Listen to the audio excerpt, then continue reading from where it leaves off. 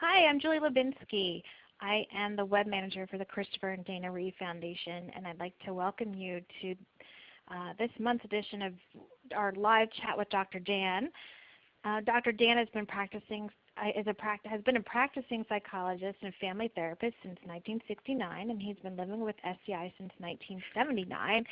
And he is a regular in our online paralysis community, where he posts and answers your questions with his Dr. Dan on well-being discussion.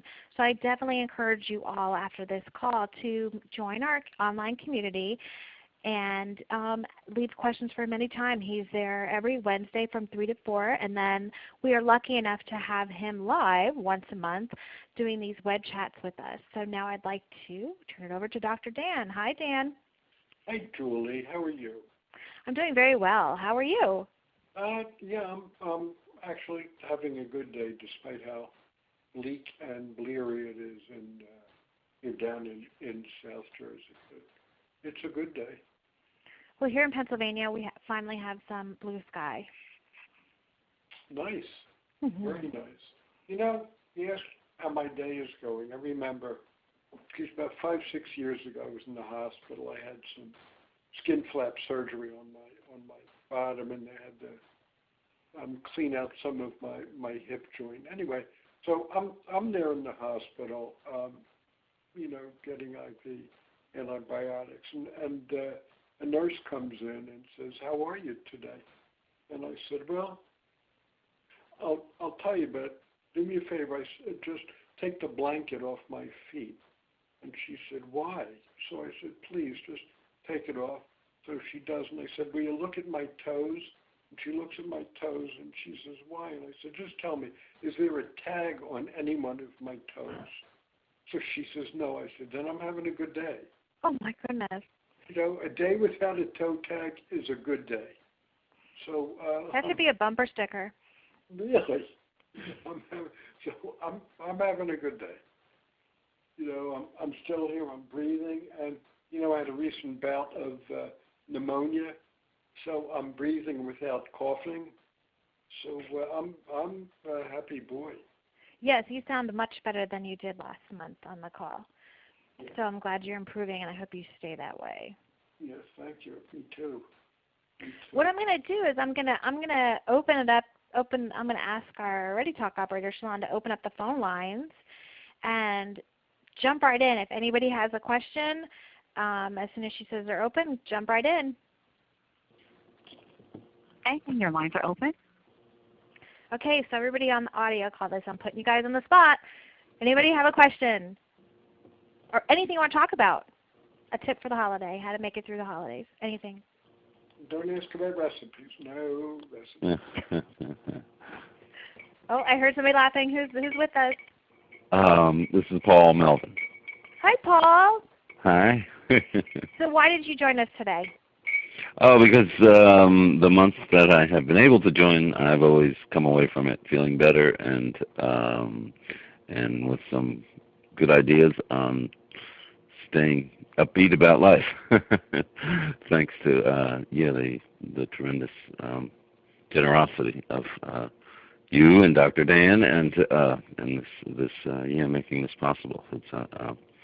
But let's see. I guess in keeping with the theme, the one thing I can think of is very simple. My father used to say about the holidays, and I say it to people when they're if they're feeling off or if I'm feeling down about it. But every year is different, and some years a lot of people, or other years maybe with just a special friend or something like that. So I just try to keep that in mind as each. And I've been piling up some holidays at 62 years old, but yes, every year is different. That's my one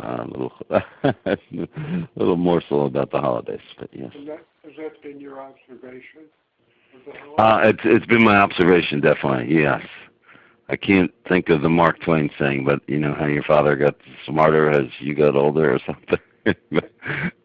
But no, that was he had some sayings that my siblings and I will pass around. But and so yeah, but it has been my observation that I try to tell myself that yes, every year is different, and I have in relation to spinal cord injury at 36, 38 years, I guess, 38 years. Yeah, I have a child who is also 38, and so I remember all the years with having him and working hard to give him a whatever a normal Christmas is, or a similar Christmas. I think it's pretty natural as to what I experienced in my childhood, and now my Christmases are usually a little quieter, but that's okay. And I used to travel more to be with family, and can't do that as easily. So I just try to tell myself, well, every year is different. What have you been doing over the holidays? Well, let's see. I do have a special friend, a significant other, and we've been together for about 17 years, but we live 2 blocks apart. I joke to my friends who've gotten divorced. I said, "Oh, you need the 2-block buffer zone." But anyway, we are no, we're close, and it's just so we can we can call him up and say, "Oh, and just cook some of this. You want to come over and have some, or you want to watch a DVD?" And it's yes or no is fine. And she just called me before the conference and said, "Can you order something off Amazon Prime for me?" And I said, "Well, I told you I was going to be on that call. If you want to, after 4, I'll call you back." And but usually we cook a dinner, and then sometimes I have a son he's moved down to Florida about 12 years ago, and with grandchildren. Some years, not so much Christmas he's up, but she has a daughter who's has two sons also. So some years they're up for Christmas, so we celebrate all together in that way. So let me comment about you and your father and that phrase, every year is different. Yes, sir. Because it's not just the phrase, but, and this is important, it is your openness to allow every Christmas to be different.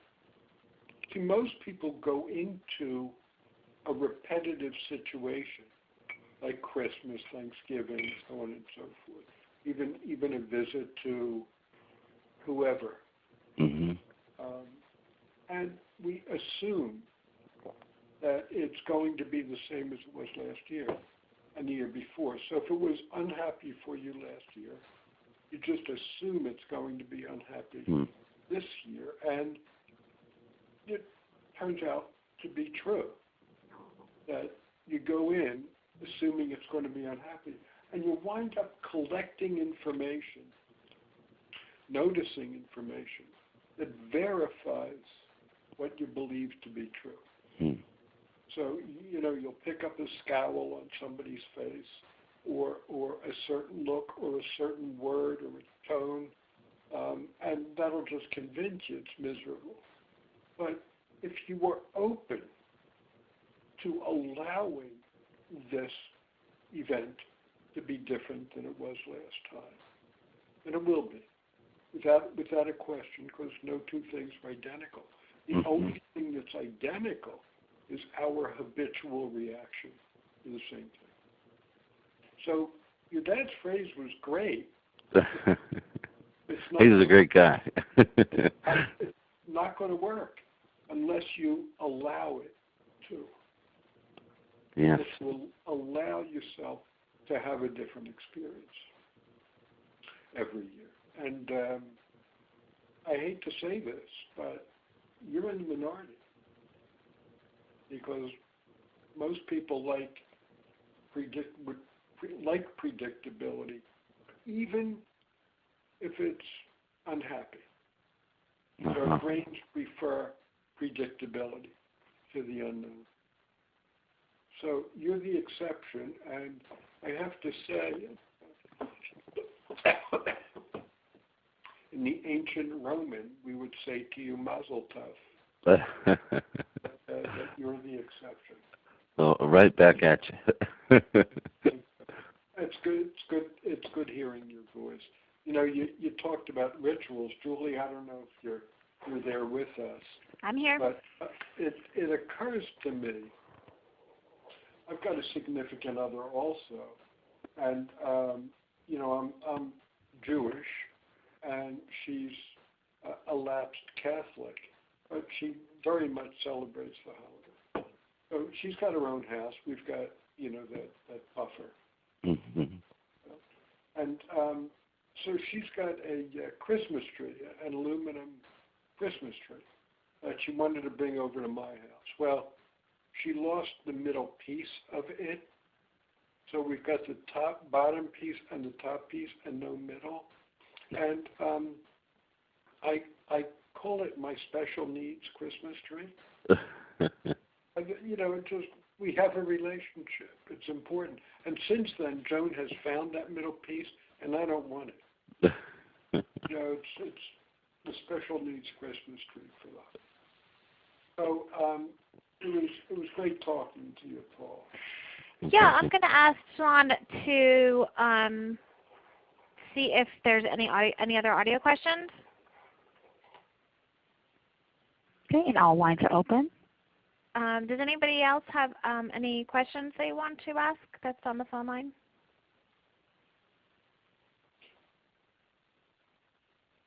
Okay, well, if anybody has a question and one comes to mind, you may type it in the chat box or press 1 on your telephone keypad. So, Sean, we can go and mute the lines and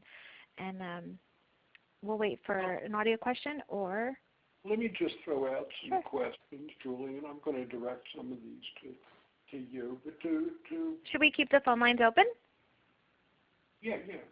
Okay. To all who were listening, first of all, I want to know why you joined it and what you're hoping to get today. I ask that every month, and I feel you and I both have an obligation to each other to make sure you get what you were hoping to get from today's web chat. So please do your best to make sure that happens. Type in any questions or give me a call. I'd love to talk to you. So that's one. So the question I have for everyone is, I'd love to know what these holidays mean to you. Are they good news or bad news, or is it like Paul said, really no news, just knowing that it's going to be different. So, and if it is good news, if it is bad news, I'd love to know why. Excuse me, I got to take a drink.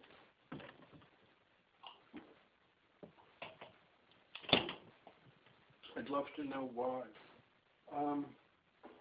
Julie? Yes. Don't run away, young lady. I'm here. You can't get away from the shrimp. So, Julie, tell me about you. What do the holidays mean to you? You said, I'm going to tell you what you said before, tell our audience what you said before we went on live, that, one of the things the holidays mean for you is R&R. Yes, looking forward to a break to hopefully catch up on some family time and to kind of reset my brain for 2017 looking ahead. Yeah. Is this a time, Julie, when not just, the Christmas, Hanukkah, a Muslim holiday also celebrating the birth of Muhammad. So, these holidays aside, is we're looking at New Year's also. Is this a time when you reflect over the last year and look towards the next? Yeah, it seems to, kind of a time to daydream too about things I didn't get done. So it's like, a year in a year mode. Like, what didn't I do last year, 2016, that I want to do in 2017? or what I did accomplish, and embrace that. Julie, there's, I look at it, you and I are at different stages of life.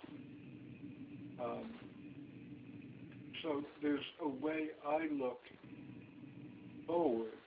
I'm just being so grateful that I had another year, and I just look forward to more love in my life, spending more time with those I love, and increasing my pleasure quotient in my life. Increasing pleasure. There's an old rabbinic story about how, when we die, we go to heaven, and we have to give God an accounting for all of life's pleasures we did not partake in. So it's almost like God says, so I built you these Alps. Why didn't you go see them? And I kind of like that, we need pleasure in our lives in order to nurture our soul, not just our body, to nurture our soul. We need pleasure in our life. It's not selfish or narcissistic. What it does to the brain on a biological. Pleasure makes us happy, and most people I know, and I have a feeling, Julie, my dear, you're one of those most people I know who could use a little more pleasure.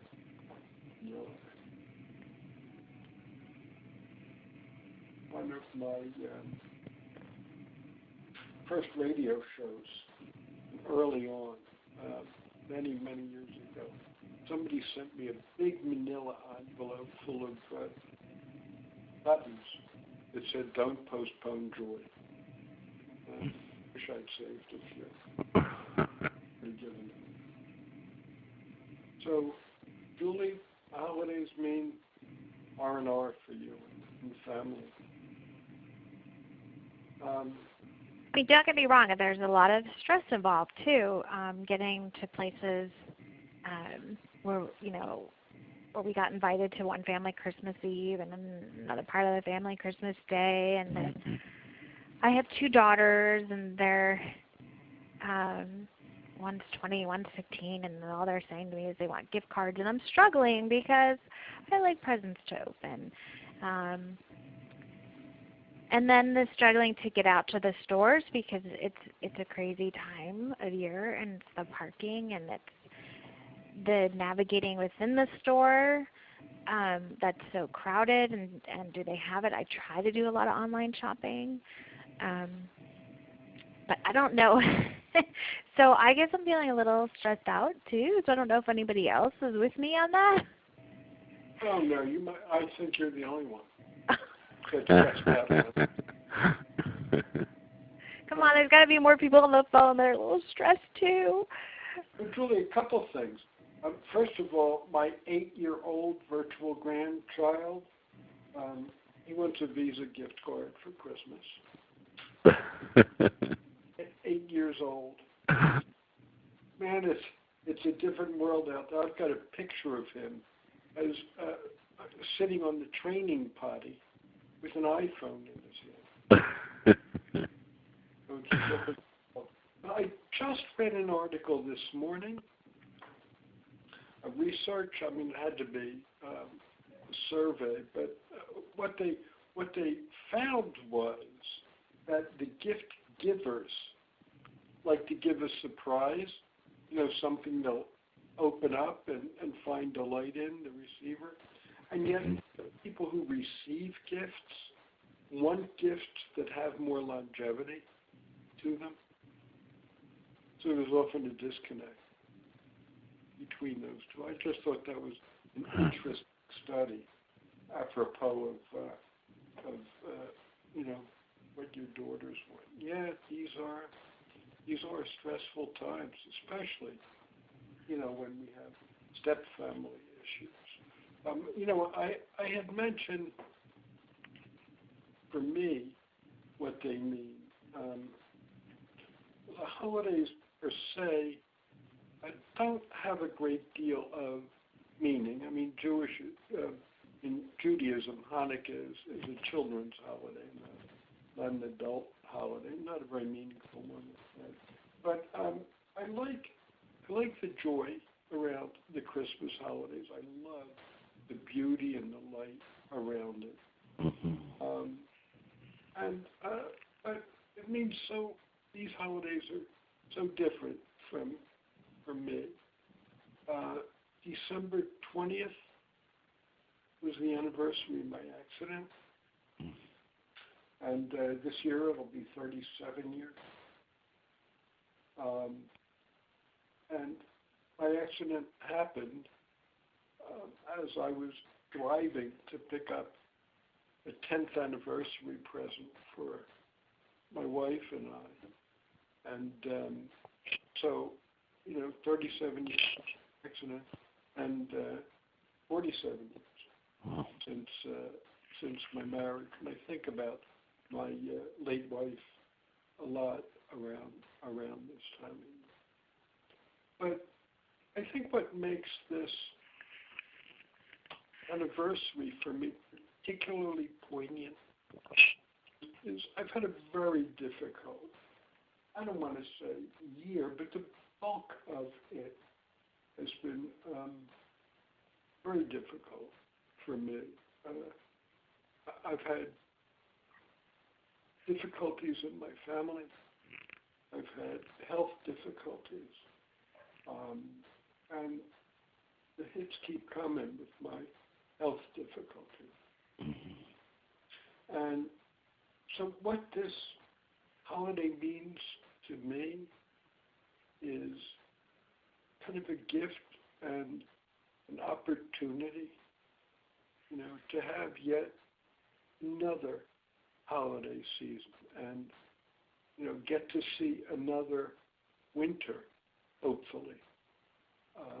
And, I feel humbled and grateful for that. And I guess I kind of feel that every year, but especially this year. It's a reminder of how vibrant life can be once we realize how fragile and precious it is at the same time. So that's what this holiday means. Candace wrote in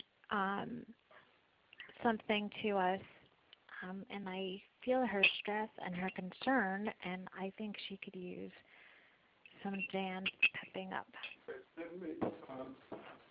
Let me read it. I am, for the most part, happy with life, adapted to paralysis on C4. I live at home with my parents. They're divorced, so it's split time, 3 days with one parent, 4 with the other. What are some of the tools for me/them to cope with coming together as family members, especially during the holidays? They have, quote, checked out with me as a daughter and seen more as a job and a burden. Several of my caregivers have expressed this very view from their standpoint. I'm not sure how to bring them up mentally when they are around me. They very frequently just talk about how they are tired and worn out, while I have 66 hours of caregiving during the week, taking a large load off my parents' plates. First of all, Candace, I can see how this might be heartbreaking for you, maybe a little scary for you.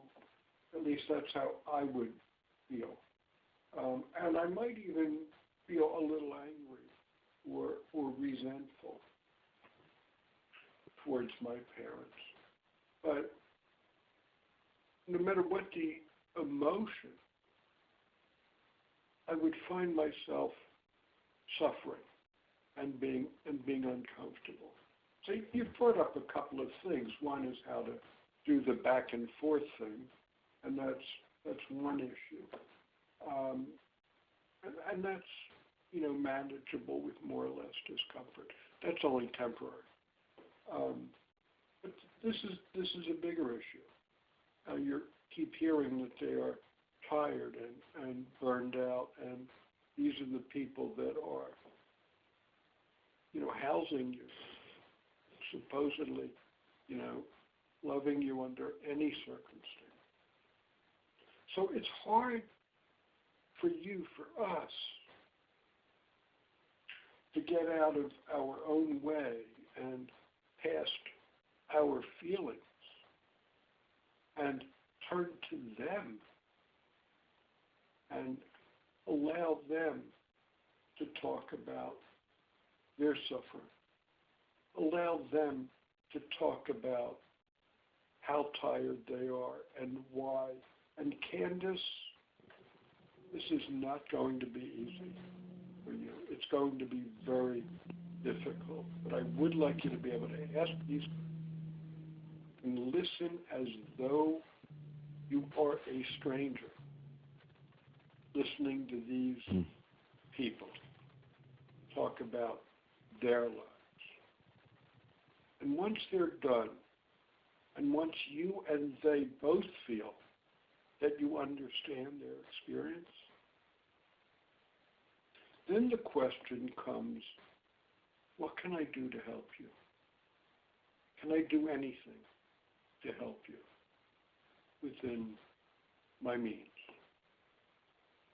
Because ultimately, what we really want is to be understood. What we really want is what you want, what they want. Just understanding and compassion and care, an expression of kindness, maybe even love. But perhaps this time, Candace, it's time for you to turn to them and listen like a stranger, even though they're going to use the word you a lot. But listen to them and try not to listen to you. Listen to their words. Try to understand the experience inside their skin.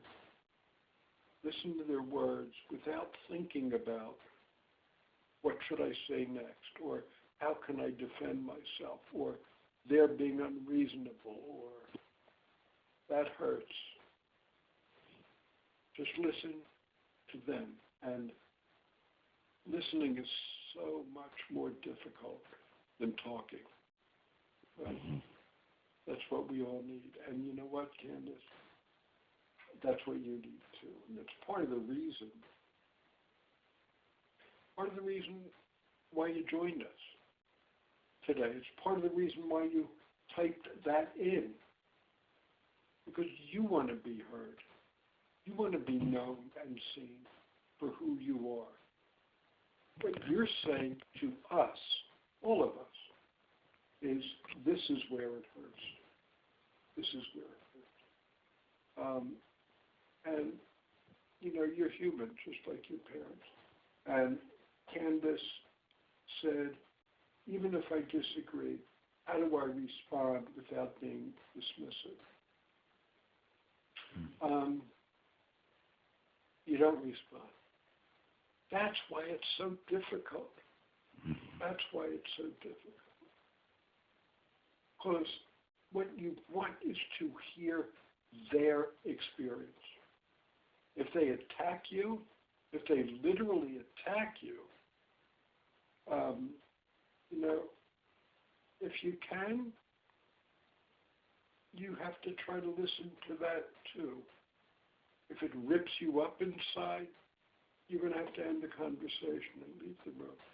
I mean, I don't want to subject you to too much pain, but, you say even if you disagree, of course you're going to disagree. And you're going to tell your story, hopefully, after this is done, and they're going to disagree. That's not the point. The point is not for you to come to some kind of agreement. The point is for you to really understand each other's experience. What's it like? What's it like to be you, Mom, Dad? What's it like to live inside your skin with your genes, with your psychology and your history? What's it like to be divorced? What's it like to have a sister who's a daughter who's a quadriplegic? What's it like for you? What's your life like for you? So those are the questions, and those are the questions we all want to be asked by someone who loves us or even not loves us. I'll let you in on a little secret, kid. That's the question I ask when people come to my office. And once I do that, whether I ask it or not, it's always in my mind. But once I do that, that's the beginning of an intimate relationship. Yeah. So, challenge. I'd love to talk to you more about it, Candace, if you're able to call in. What I'm asking you to do is difficult, and maybe even borders on unreasonable. But that's the way to make dramatic change, is to stop engaging, just turn things around and be curious and kind about the other person. So, your phone line's open if you're on the phone. So, I'd love to hear you respond. In any event, I do wish you well. I wish you peace with your parents. The reason I kind of minimize the holiday thing is because, where to go, which holiday, how much time, all that stuff. It's a pain in the ass. And everybody who does this has an issue, which is a lot of people. It's a pain in the ass, and it's temporary. And anybody can live with a temporary pain in the ass. So that's my thought. I sure hope it was helpful. If it is, or if it's not, make a comment in the chat. I'm more than happy to follow up on this with you. So, that was the only question we had. Is there anybody else listening that would like to join the conversation or would like to type something in the chat room?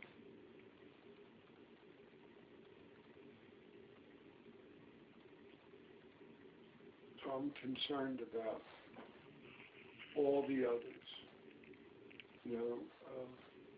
who've joined this conversation. That I just, I'm a caretaker, and I want to take care of everybody who took the time and is taking the time to join us today. So I'm going to make sure you get taken care of too.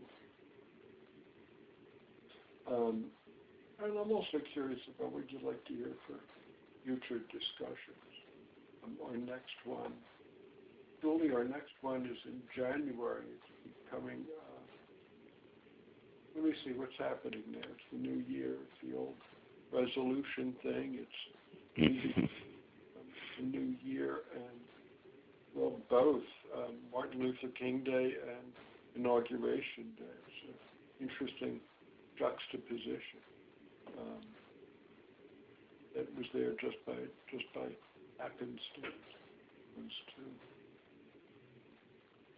So, Julie, do you have any plans for the holidays? Oh, a few. Oh, Candace did follow up. Oh, got you off the hook, honey. No, because I know you really want to hear feedback from her to make sure what you said is going to help. She says it does help. I'm not sure if this is too complicated or not, but we have been to family counseling and have heard their struggles and just listened, but I don't think that I want to hear it. That's why I'm not sure how to move forward beyond the end of what they voice their struggles are. Well, gee, I'm sorry to hear you've had similar conversations already, and to move beyond, the only thing I can think of is to raise the question, is there anything I can do to help make your life easier? I can do what caretakers can do, just that wish, you take care of me. How can I take care of you? And Candace, I don't know if you're anything like me, but, early on in this, I don't know how long you've been a part of collegiate, but, I just hated when people took care of me and I couldn't give anything back to them in return. It just made me feel worse about myself, and I imagine that's true for most humans, disabled or not. Even now, when Joan gets up after a meal to do the dishes, I so want to help her do the dishes. But I found ways I could help, and I do help, not just with the dishes. That stuff's not important to a lot of people.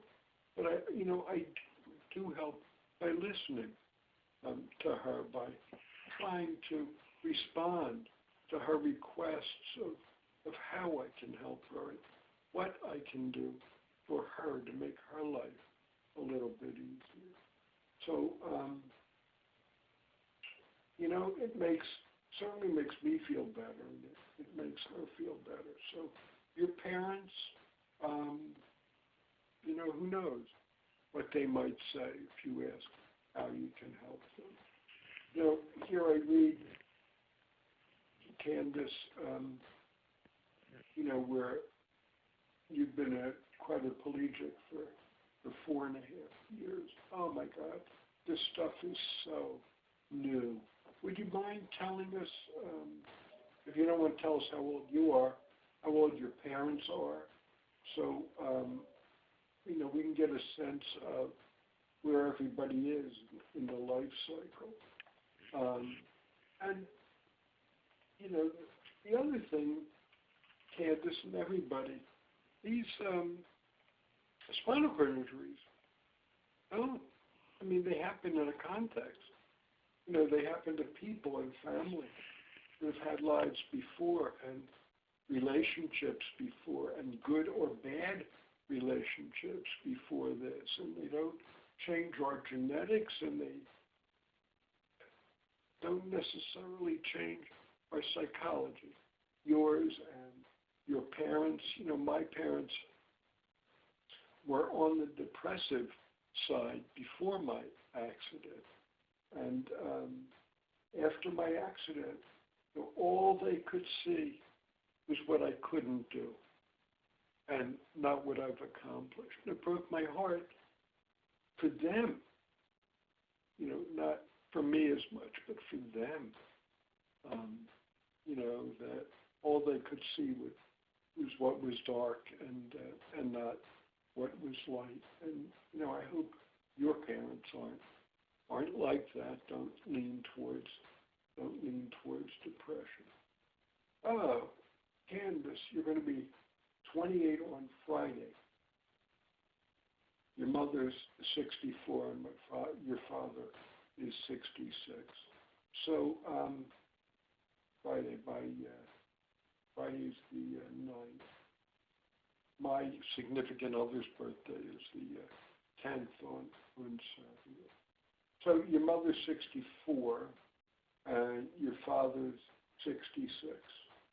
So I don't know how old you feel, but you are pretty young. And 4.5 years is very new. It's very, very new. I don't know what your relationship with your parents was like before this. I don't know what contributed to their voice. Is it something one of them did?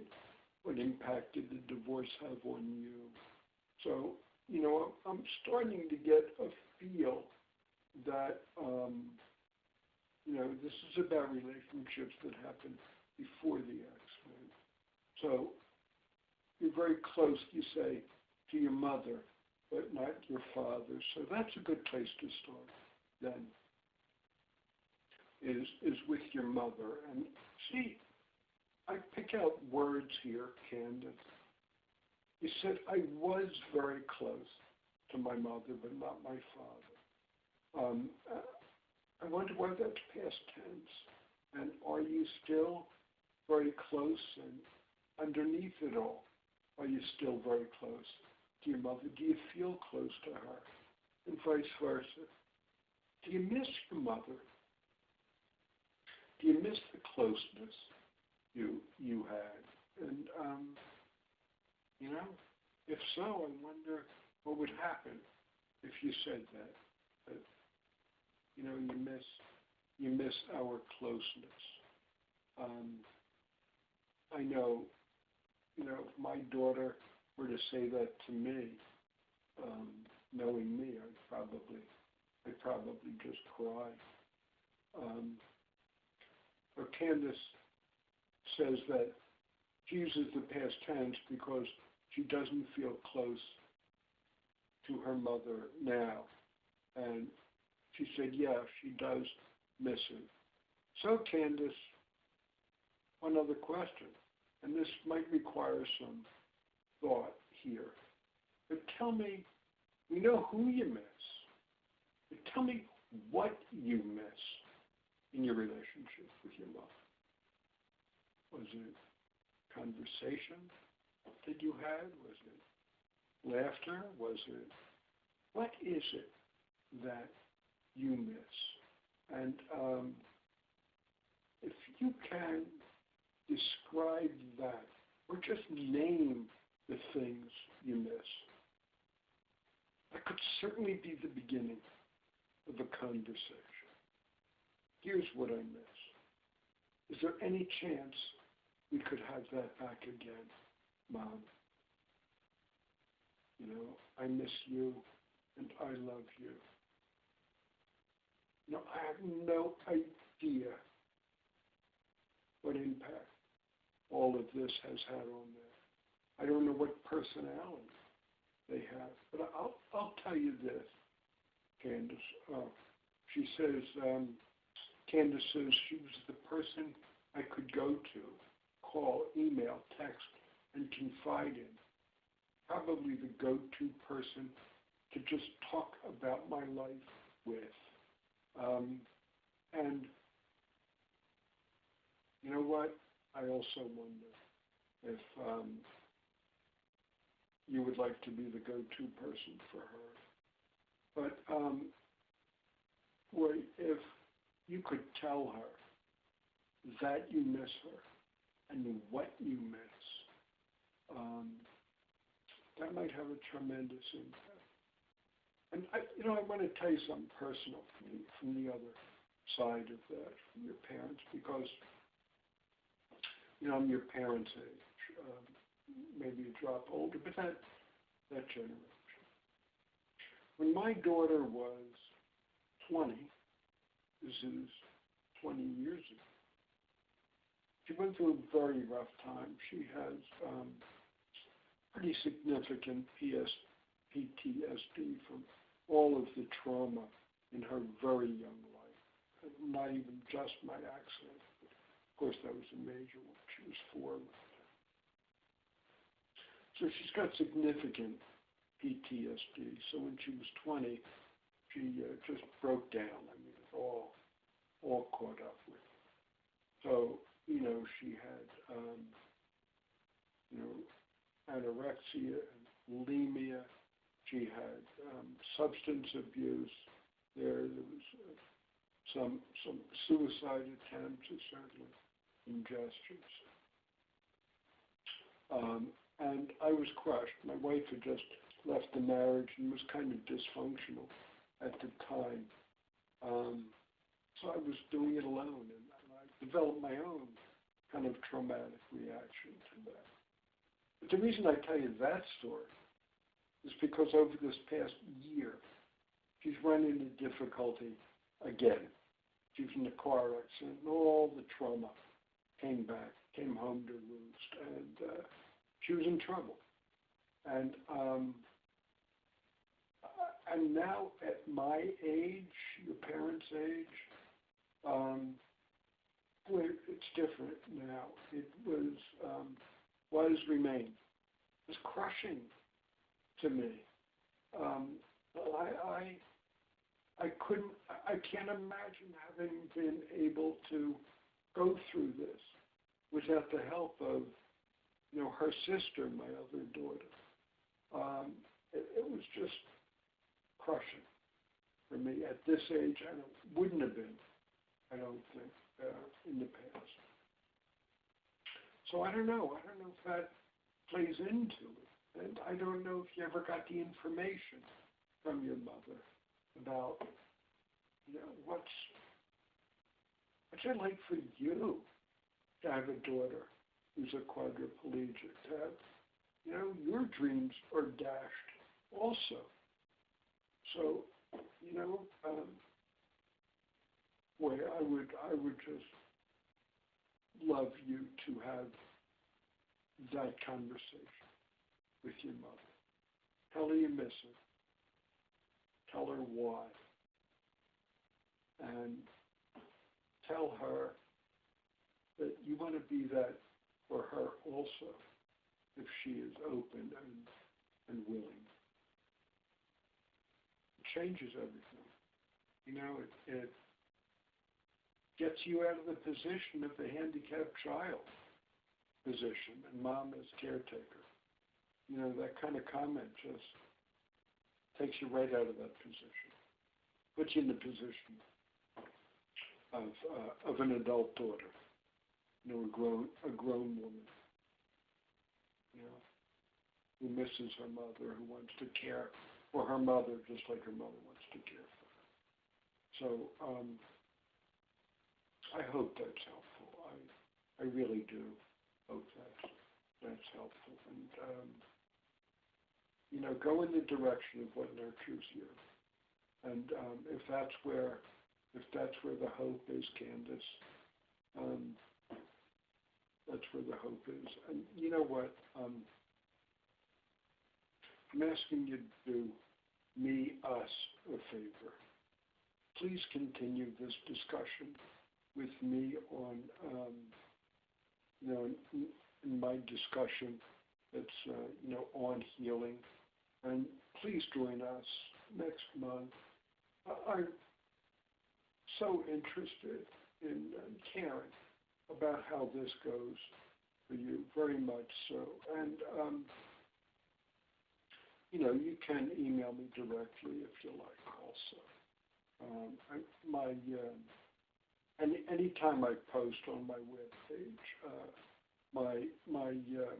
on my discussion, that my office address is there also, my office email address. So please feel free to send me an email directly. So, is there anybody else that wants to chime in here? I hear a phone. I don't know if it's Julie or Paul or someone else. Probably was me.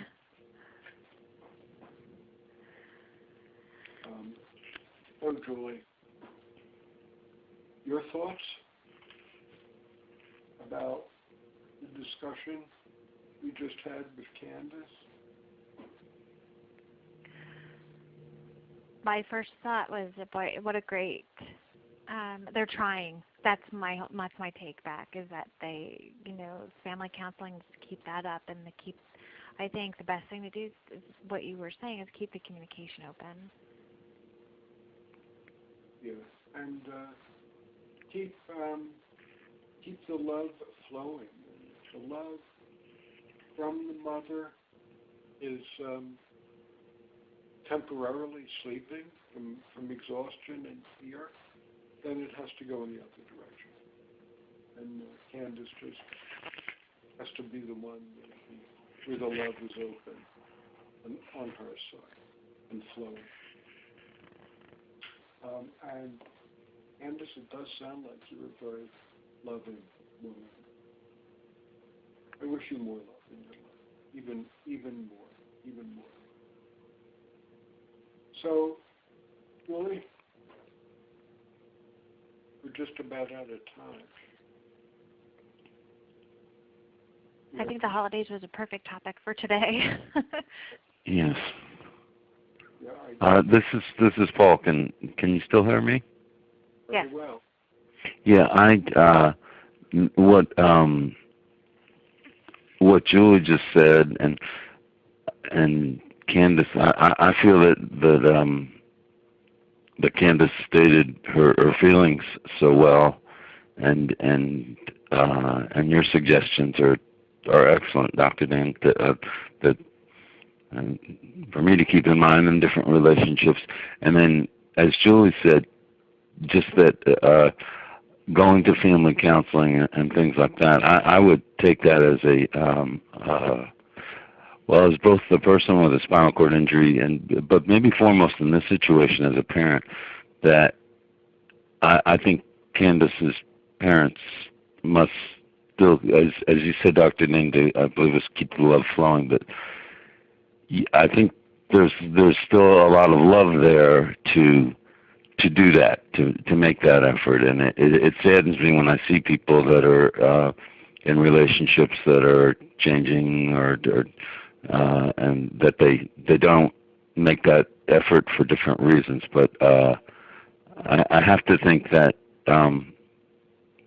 your parents love you a great deal to do that, to make that effort, and it's easy to just kind of close the blinds and go feel bad for yourself or try not to look back because it's painful or something like that. And but so I just it's but I wish Candace the best, and I think that the holidays sometimes too can really bring these kind of all losses up to and the things that you generously shared to us, Dr. Dan, about your situation with family and such. Sometimes it can bring it all to the forefront, even if we think it's been buried some. But anyway, I'm still hearing a lot of love there, as Julie said, and as you said, Dr. Dan, to keep it flowing, and Candace seems to be very bright and fine with it. And also the spinal cord injury person, I totally agree that 4.5 years is looking back, it's just still in the shallow end of the pool kind of thing. But that's not the scary of Candace. but I think it gets better. I do. But I'll be quiet there. I'm taking up too much time with talking. Discussion open, with being open to what's different and what can change. Candace, you just typed in gratitude to me and your plan on doing what I suggested, and wish a happy holiday to all of us. Candace, if I could, I would put my arms around you right now. So just consider me doing that, virtually. All right, Julie, we got to go. We hit the witching hour, and then Yeah, but the conversation with Candace and with Paul is exactly why we have these monthly web chats. So thank you, Dr. Dan, for being here to chat live with us. Yeah, thank you, Julie. Thank you to everybody listening, but especially thank you to Candace and Paul. Yes. All right. Yeah, Thank you all for your generosity. It makes a big difference too. in my life. Yeah. And I just keep in mind that we have these once a month, and that usually in the beginning of the month. And so check on the website, christopherreeve.org, under events, and you can sign up for the next one. Sounds great. Okay. Take care, everybody. Thank you. Everybody have a nice holiday, and I look forward to talking to you next month. Candace, I hope you call in as well to hear an update. All right. Thank you, everybody. Thank you all. Bye. Bye-bye.